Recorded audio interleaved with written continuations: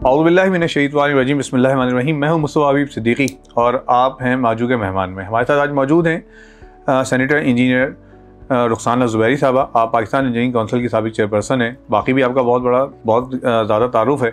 और जिस तरह हमने अभी बात की कि चूँकि हमें 5 से 7 मिनट में अपने मौजू पर बात करनी है, दिल तो ये चाह रहा है मैडम कि जब आपसे बात की जाए तो हम अपने जो FM चैनल है हमारा माजू का 97.6 के जो हमारे सामीन हैं उनके लिए भी, और जो हमारा YouTube चैनल है मोहम्मद अली जिन्ना यूनिवर्सिटी का, उसके जो नाजरीन हैं उनके लिए एक आपका वसी तारुफ भी पेश किया जाए, ताकि एक फ़ख्र होता है कि हमारे पास आप जैसी शख्सियत मौजूद हैं। लेकिन टाइम लिमिट है हमारे पास। आज डीन कॉन्फ्रेंस में आप शरीक हैं। पाकिस्तान इंजीनियरिंग काउंसिल के तमाम ये डीन कॉन्फ्रेंस यहाँ पर हो रही है और मोहम्मद अली जिन्ना यूनिवर्सिटी का स्टूडियो में मौजूद हैं। आपने अब तक की जो इस वक्त वहाँ तकारीर हुई हैं, जो लोग मौजूद थे, जो माहिरीन ने जो गुफ्तगू की है, उससे क्या अंदाज़ा लगाया है कि इसका क्या आउटकम होगा हमारे पास? ये चौथी डीन कॉन्फ्रेंस है, इंटरनेशनल डीन कॉन्फ्रेंस, और बहुत जो मेंबर्स हैं पूरी दुनिया से वो यहाँ पे मौजूद हैं। और इसका जो टॉपिक है बड़ा इंटरेस्टिंग है। इसका टॉपिक है engineering as an engine of growth. और डॉक्टर खालिद मकबूल ने कहा कि एक ऐसे शहर में हो रही है जो पूरे पाकिस्तान का फाइनेंशियल इंजन ऑफ ग्रोथ है। तो राइट टाइम। और इसका मकसद ये है कि जो चेंजेस आ रही हैं दुनिया में, नई नई टेक्नोलॉजीज आ रही हैं, हमारे जो तलबा और हमारे जो इंजीनियरिंग सेक्टर है उसमें जितने भी नई टेक्नोलॉजीज आ रही हैं, हम कैसे अपने आप को अलाइन कर सकते हैं जो आने वाले वक्त, आज से 5 साल, 10 साल, 15 साल पे हम सरवाइव कर सकें। क्योंकि इतनी क्विक चेंजेस आ रही हैं कि हम अभी बहुत हमारा स्लो पेस है। और मेरा ख्याल है जो हमारी स्पीड है वो शायद 100 टाइम्स मल्टीप्लाई हो तब हम कैच अप कर सकते। सर मैडम, अभी जैसे आपने खालिद मकबूल सिद्दीकी साहब का आपने उनका जो जिक्र किया, एक बात और बड़ी अहम की इन्होंने कि अब हमारे पास वक्त नहीं है, मतलब 1.5 से 2 साल हमारे पास रह गए, ज़ाया करने के लिए हमारे पास वक्त नहीं है। तो हम शायद हमें एहसास है, मतलब हम सुन तो लेते हैं, आपने भी सुन लिया, मैंने भी सुन लिया, इसकी हसासियत का अंदाज़ा है हमें जो बात कही जा रही है? देखिए, हम में से हर एक को अपना हिस्सा डालना है, ठीक है। पाकिस्तान इंजीनियरिंग काउंसिल अपना हिस्सा डाल रही है, ओके। नए नए इनिशिएटिव शुरू किए हैं, फाइनल ईयर स्टूडेंट्स के प्रोजेक्ट उन्होंने डाले हैं, उसके लिए फंडिंग कर रहे हैं। जो लोग अचीवर्स हैं उनको अवार्ड्स दे रहे हैं, इंटर्नशिप दे रहे हैं लोगों को, अपना बेहिसाब। कैपस्टोन इनका एक प्रोजेक्ट है जिसमें वो स्टूडेंट्स को ख़ास तौर पे मोटिवेट करते हैं, उनको सपोर्ट भी करते हैं, फाइनेंशियली भी सपोर्ट करते हैं। तो बहुत से काम हो रहे हैं।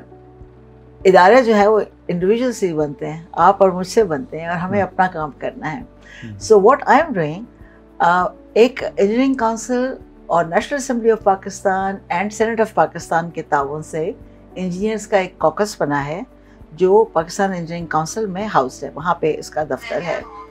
And I am chairing that organisation.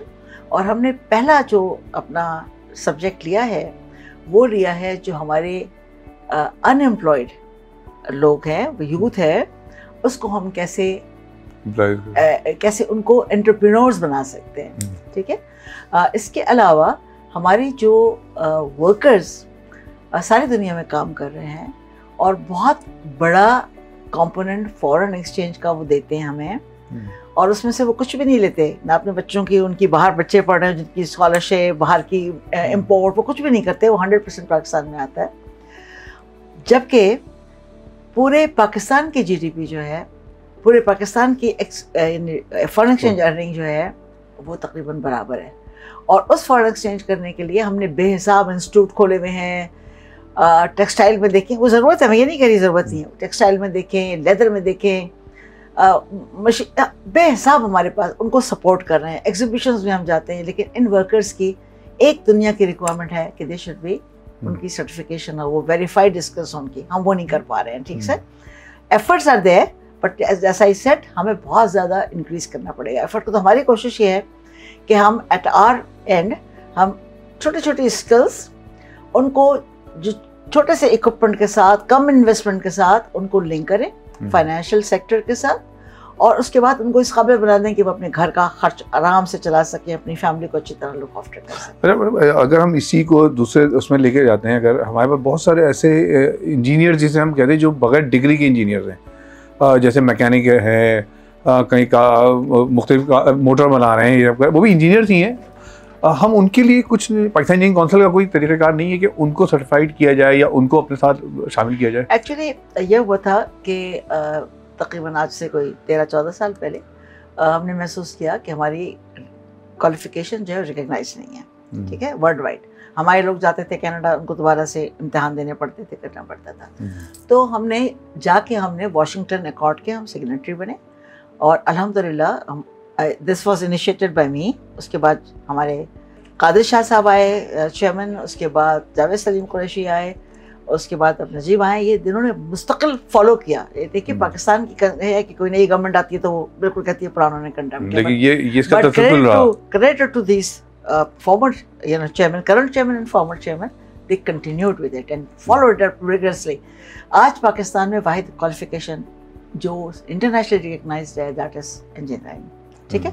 Having said that, अब उसी तंजीम के अंडर में, इंजीनियरिंग की तंजीम के अंडर में आता है टेक्नोलॉजिस्ट, जिसका आपने जिक्र किया। फिर आपने इनफैक्ट आपने टेक्नीशियन का जिक्र किया। इनके लिए डबलिन अकॉर्ड और सिडनी अकॉर्ड है।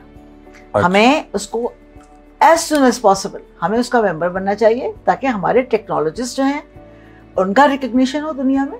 अब जो लोग रिकग्नाइज हैं उनको अगर फर्ज कीजिए 100 यूनिट मिलता है सैलरी का, कोई भी यूनिट आप समझें 100 मिलता है, हमारे वालों को 20 मिलता है।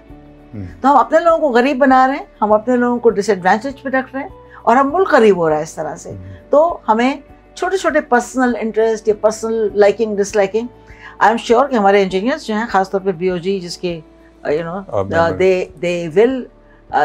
दे are being asked for and इंशाल्लाह something will come up which will get it recognized. और साथ साथ इसका मतलब ये नहीं होगा कि हम वाशिंगटन अकॉर्ड के जाके हम सिग्नेटरी बन गए थे, इसी तरह इनके सिग्नेटरी बन जाएंगे। बेसिक बात यह है कि हमें अपने जो लेवल ऑफ एजुकेशन है उसको ऊंचा लाना पड़ेगा, लेवल ऑफ ट्रेनिंग को ऊंचा लाना पड़ेगा, हमें अपने आप को बेहतर करना पड़ेगा। तो ये सब it's a long drawn process, लेकिन कहीं ना कहीं जब शुरू करें। लेकिन ये बड़ी अहम बात है और बड़ी खुशी की बात ये है कि पाकिस्तान इंजीनियरिंग काउंसिल मतलब ना सिर्फ इस पर सोचता है बल्कि काम करता है और हमने नजर आ रहा होता है बहुत सारी चीजों में। आपने खुद अभी जिक्र किया कॉकस जो है इसको इंजीनियरिंग काउंसिल सपोर्ट कर रहा है और अभी पीडीपी अभी इसकी वर्कर्स फॉरेन वर्कर्स के ऊपर एक इवेंट था रियाद में। आई वेंट देयर, मैं तो सेनेट की डेलीगेशन में, मैंने कहा कि मुझे ज़रूरी जाना है इसमें, लेकिन पाकिस्तान इंजीनियरिंग काउंसिल ने भेजा हमारे एक इंजीनियर को and he was very helpful, he is continuing. तो engineering council is supporting it outright, you know, and it's a national interest. कोई पर्सनल इंटरेस्ट ना सपोर्ट करे। इसमें एक चीज़ जो गैप नज़र आता है वो शायद ये नज़र आता है, मिसाल आप तो सेनेटर हैं, आप असेंबली के अंदर होती हैं, क्या हमारे यहाँ उतनी सपोर्ट पाकिस्तान इंजीनियरिंग काउंसिल को गवर्नमेंट की तरफ से मिल रही होती है? क्योंकि एक इदारा है वो कोशिश कर रहा है, जैसे आपने जिक्र किया नजीब हारून साहब का या उनसे पहले जो दीगर हमारे साहब का सदर थे, वो कोशिश कर रहे हैं, लेकिन एक सपोर्ट तो चाहिए ना उनको। देखिए बात यह है कि जब आप कोई भी इनिशिएटिव लेते हैं कांस्टेंट सपोर्ट, कांस्टेंट काम की ज़रूरत होती है, इसमें रिसोर्सेज भी चाहिए होते हैं, ह्यूमन रिसोर्स भी चाहिए, फाइनेंशियल रिसोर्स भी चाहिए।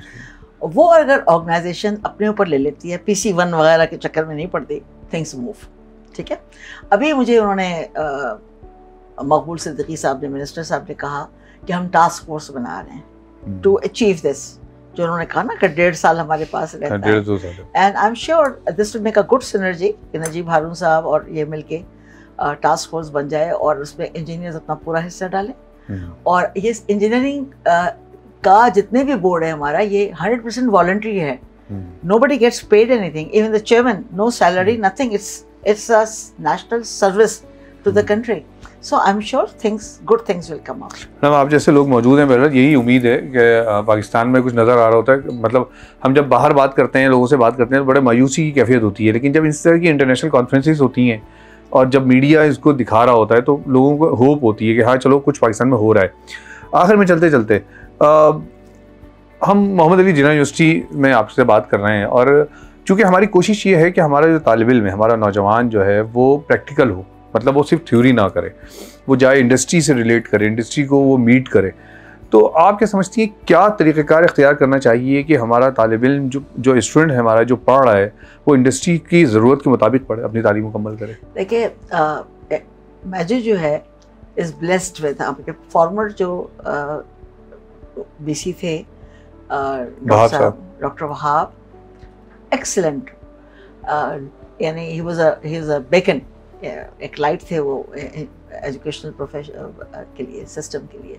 इसी तरह doctor Zubair, you are blessed, मैजू is blessed with his presence, because वो हर वक्त बस उनके दिमाग में एक ही बात वो करते हैं, जब भी मिलते हैं उनका कोई और टॉपिक ही नहीं है, यू नो। तो ये एक ब्लेसिंग है। अब आपके जो फैकल्टी और आपके स्टूडेंट्स और आप वहाँ पे उनको रिप्रेजेंट करते हैं दुनिया के सामने, अगर आपका उनको पूरी सपोर्ट होगी या जो भी इस तरह, आई एम श्योर है, I am sure you are going to make it, you are going to make कि वहाँ के जो स्टूडेंट्स निकले हैं वो हाथों हाथ लें। मैं अभी भी जानती हूँ आपके not like the PhDs and all, आपके जो निकले हुए स्टूडेंट्स हैं, अब ये मेंसा इंटरनेशनल को जो हेड कर रहे हैं वो आपके स्टूडेंट थे। आपके स्टूडेंट काफ़ी इंपॉर्टेंट पोजीशंस पे जा रहे हैं, बिकॉज लोगों को उनसे वो जो तवक्कात हैं वो मिलती हैं उनसे। थैंक यू वेरी मच, बहुत शुक्रिया, बहुत शुक्रिया आपका। कोशिश हमारी यही है कि आपको रहमत दें दोबारा, और हम आपकी ज़िंदगी में इंशाल्लाह फिर बात करें। बात सुनिए, मैं जो काम कर रही हूँ that is my passion now, ठीक है, एंड आप मुझे जहमत नहीं देंगे, यू विल सपोर्टिंग मी।